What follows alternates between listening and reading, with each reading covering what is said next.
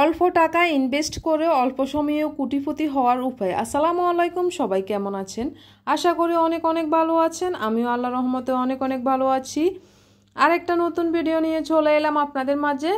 আজকে দেখাবো আপনাদেরকে অল্প টাকা ইনভেস্ট করে কিভাবে কোটিপতি হওয়ার উপায়। তো এখানে হচ্ছে সকালের নাস্তা তৈরি করে নিই, তারপরে আপনাদেরকে দেখিয়ে দিব। সকালের এখানে যে নাস্তা তৈরি করতেছি, যে ফুলকো ফুলকো রুটি, মাশাল্লাহ খুবই ভালো লাগে নিজের কাছে। রুটিগুলো যদি ফুলে তখন খেতেও কিন্তু অনেক অনেক ভালো লাগে। আমার কিন্তু সবগুলা রুটিয়ে ফুলে, যাই হোক আবার যাতে নজর না লাগে। তো ইনশাল্লাহ এই যে রুটিগুলো হচ্ছে সকালের নাস্তাটা তৈরি করার পরে, খাওয়া দাওয়ার পরে হচ্ছে আপনাদেরকে দেখিয়ে দিব আমি। তো এই সবগুলো শেষ, এখন আমি খাওয়া দাওয়া করার পরে হচ্ছে আপনাদেরকে এই জিনিসটা এখন দেখাচ্ছি যে খুব সহজে কিভাবে কোটিপতি হবেন। যারা এই জিনিসগুলো আসলে মেনে চলবেন শুধু তারাই একমাত্র কোটিপতি হতে পারবেন, সবাই না, আমি সবাইকে বলছি না। এখানে হচ্ছে অল্প টাকা ইনভেস্ট করে অল্প সময়ে কোটিপতি হওয়ার উপায়।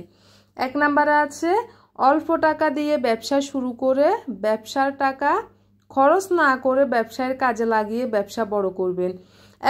যেই কোনো একটা ব্যবসা করবেন অল্প কিছু টাকা দিয়ে, ওই ব্যবসার কিন্তু টাকাগুলো খরচ না করে আবারও ব্যবসার কাজে লাগাবেন। তারপরে হচ্ছে ব্যবসার কাজে লাগিয়ে এভাবে ব্যবসাটাকে অনেক বড় করতে পারবেন। এটা হচ্ছে প্রথম। তারপরে হচ্ছে আমি আপনাদেরকে দেখাবো ব্যবসায় টাকা ইনভেস্ট করবেন। ব্যবসা থেকে যখন কিছু টাকা আপনাদের হয়তোবা জমাতে পারবেন, ওই টাকা হচ্ছে ইনভেস্ট করবেন। ইনভেস্ট করলে হচ্ছে ওখান থেকে কিছু টাকা আসবে আপনাদের, এতে করে আপনার সুবিধাই হবে। তারপরে আমি আপনাদেরকে দেখাই কিছু টাকা দিয়ে স্বর্ণ কিনবেন। তারপরে কিছুদিন পর স্বর্ণের দাম দ্বিগুণ বাড়বে, যেটা সত্যি কথা, এটা কেউ অবিশ্বাস করে না, সবাই বিশ্বাস করবেন। স্বর্ণের দাম কিন্তু দিন দিন বাড়তেছে একেবারে। আজ একরকম, মানে 6 মাস পর একরকম, 2 মাস পর একরকম, এরকম বাড়তে থাকে, কখনো কিন্তু কমতি নেই, একেবারে কমবে না। এই জন্য হচ্ছে কিছু টাকা দিয়ে স্বর্ণ কিনবেন, স্বর্ণের দাম অবশ্যই দ্বিগুণ হয়ে যাবে। এটা কিন্তু সবাই মানতে হবে, স্বর্ণের দাম কখনোই কমে না, বাড়তে থাকবে। এখানে কিন্তু আপনার কাজে লাগবে অবশ্যই। তারপরে হচ্ছে ওই টাকা দিয়ে জায়গা কিনবেন, যে স্বর্ণ তারপরে ব্যবসায়ের কিছু টাকা দিয়ে হচ্ছে আপনি যে কোনো জায়গাগুলো কিনে রাখবেন। জায়গা কেনাটা হচ্ছে একটা মেইন বিষয়। জায়গা 6 মাস পর বা 1 বছর পর দ্বিগুণ বাড়বে, এটাও কিন্তু একেবারে সত্যি কথা। 6 মাস কিংবা 1 বছর পরে জায়গাগুলোর দাম হচ্ছে দ্বিগুণ বেড়ে যায়। একেবারে যদি কিনেন 20 লাখ টাকা দিয়ে, ওই জায়গার দাম হবে 40 লাখ টাকা। মানে অল্প দিনে কিন্তু জায়গাগুলো আস্তে আস্তে বেড়ে যায়। এরপরে হচ্ছে সব টাকা দিয়ে প্লটের ব্যবসা করবেন। একটা প্লটের ব্যবসা করে হচ্ছে আপনারা এইভাবে কোটিপতি হয়ে যাবেন, যেটা সত্যি কথা। প্লটের ব্যবসা হচ্ছে একটা, মানে যে বাউন্ডারি করা একটা জায়গা, যে কিছু মানুষ এখানে আসলে হয়তো বা বাড়ি করতে পারবে সুন্দরভাবে, এরকম জায়গাগুলো কিনে রাখবেন। কিনে রাখলে হচ্ছে বিক্রি করতে পারবেন। যদি কিনেন 40 লাখ টাকা, হয়ে যাবে 1 কোটি টাকা, এরকম করে হবে, আপনি কোটিপতি হয়ে যাবেন খুব সহজে। আরেকটা জিনিস আপনাদেরকে বলি, হয়তো বা আপনারা বলতে পারেন যে আপনি কেন হচ্ছেন না কোটিপতি। আসলে আমি কিন্তু এই জিনিসটা মানতে পারি না, মানে নিজে এই জিনিসটা করতে পারি না। ব্যবসা থেকে এই জিনিসগুলো আমি করতে পারছি না। আমার হাজব্যান্ড হচ্ছে একজন চাকরিজীবী মানুষরা কিন্তু এগুলো করতে পারে না। যারা ব্যবসায়িক তারাই কিন্তু এই জিনিসগুলো খুব সহজে করতে পারবেন।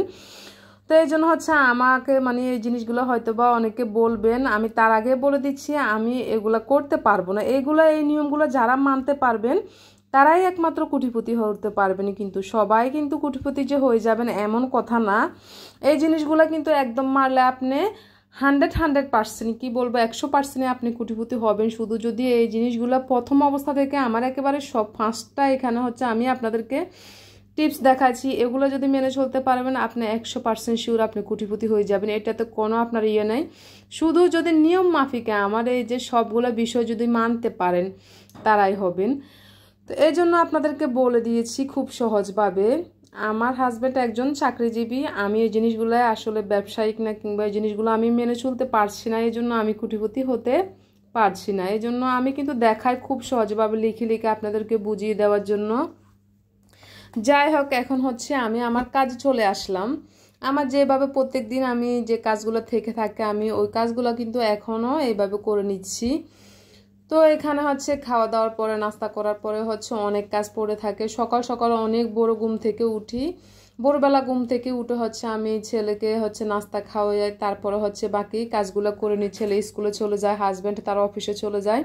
সব মিলিয়ে কিন্তু ওদেরকে পাঠানোর পরে আমি এই কাজগুলো করে রেখে আমার ছেলেকে স্কুল থেকে নিয়ে আসি। স্কুল থেকে আনার পরে হচ্ছে আমি রান্না শুরু করি। আমি তার আগে হচ্ছে সব কিছু ধুয়ে তারপরে তরকারি মাছ কি যা জিনিস রান্না করব সব কিছু বের করে রেখে আমি ছেলেকে স্কুল থেকে নিয়ে আসতে যাই। নিয়ে আসার পরে হচ্ছে আমি রান্নাটা শুরু করি। দেখতে পাচ্ছেন এখন হচ্ছে আমি কিচেনটাকে সুন্দর করে সব কিছু সাজিয়ে রাখতেছি। এই ভিডিও আমার কিন্তু প্রায় সব সময় দেখে থাকেন আপনারা, যেহেতু এগুলা আমার দৈনন্দিন জীবনের কাজ, এজন্য হচ্ছে দৈনন্দিন জীবনে সাধারণত সব সময় আমার এই কাজগুলো থাকে। এখন হচ্ছে এই যে নাস্তা খাওয়ার পরে কিন্তু আমি সব সময় কিন্তু প্রত্যেকটা খাবারের পরে টেবিলটা একটুখানি মুছে নিই। এখন হচ্ছে নাস্তা খাওয়ার পরে এই টেবিলটা আমি মুছে পরিষ্কার করে নিচ্ছি। এটা পরিষ্কার করতে হবে। আর আমার ছোট ছেলে আছে, এই জন্য হচ্ছে ও যদি ছা খেয়ে থাকে ছা ফালায়, তারপর হচ্ছে সব কিছুই কিন্তু এখানে ফেলে রাখে। আমি প্রথমে ওগুলা পরিষ্কার করে এখন হচ্ছে আমি একবারে ক্লিন করে নিচ্ছি। এবার এইভাবে করে হচ্ছে প্রতিটা খাওয়ার পরে আমি সুন্দরভাবে গ্লাসটা ক্লিন করে নিই। তো যাই হোক, এই কাজগুলো করার পরে হচ্ছে আমি আরও বাকি কাজগুলো করে নিব। আমাদের তো আর কাজের শেষ নেই। একজন গৃহিণী হয়ে আসলে আমরা প্রতিটা কাজ এইভাবে হচ্ছে করে থাকি। দেখতে পাচ্ছেন অনেক সুন্দর করে মুছে পরিষ্কার করে নিয়েছি। এখন হচ্ছে আমার রান্নার পালা। রান্না চলে আসলাম। আমি কিন্তু ছেলেকে স্কুল থেকে মানে আসার পরে আমি এই রান্নাটা শুরু করি। এখন ভাত বসিয়ে দিয়েছি, সাথে হচ্ছে আজকে কি রান্না করব দেখিয়ে দিই। এখানে হচ্ছে আমার কাঁচা কলা দিয়ে মাছের মাথা দিয়ে রান্না করব, বেলে মাছ আছে, বেলে মাছ রান্না করব আজকে। তা আমি সব সময় চেষ্টা করি দুইটা তরকারি রান্না করার জন্য, কারণ অল্প অল্প করে খেতে হবে। আসলে আমাদের একটু নিয়ম মাফিক একটু যদি হিসাব করে খেয়ে থাকি তাহলে কিন্তু আমরা প্রত্যেকটা গৃহিণীরাই সুখে থাকতে পারি। এজন্য হচ্ছে মানে আপনি কতটুকু খাবেন কতটুকু রান্না করবেন ওটা হচ্ছে আপনার নিজের ইচ্ছাটাই পোষণ করলে কিন্তু সব কিছুই করা যায়। যাই হোক, এখন হচ্ছে রান্নাটা শুরু করতেছি। আমি বেলে মাছগুলো রান্না করতেছি। বেলে মাছ রান্না করার পরে হচ্ছে আমি ভাত কিন্তু এখনো হয়নি আমার। তো ভাত হলে আমি হচ্ছে কাঁচা কলা রান্না করব। কাঁচা কলাটা আসলে বেশ ভালোই লাগে, খারাপ লাগে না। আর বেলে মাছ রান্না করব আজকে, কিন্তু ছোট ছেলেরা খেতে একটু অসুবিধাই করবে, কারণ যেহেতু আজকে বড় মাছ নেই, ওরা একটু পছন্দ করে বড় মাছ দিয়ে খাওয়ার জন্য। তো ছোট মাছ কিন্তু আমার অনেক অনেক পছন্দের, তারপরেও কিন্তু আমি ওদের জন্য বড় মাছে আনি। বেশিরভাগ ছোট মাছ আনা হয় না, কারণ কাটাকুটের সমস্যা, আমার ছেলেরাও খেতে পারে না। এই জন্য হচ্ছে আমি সবসময় বড় মাছ রান্না করে থাকি। তো আজকে একটু মন চেয়েছে যে একটুখানি বেলে মাছ আছে ওগুলো রান্না করে নিই।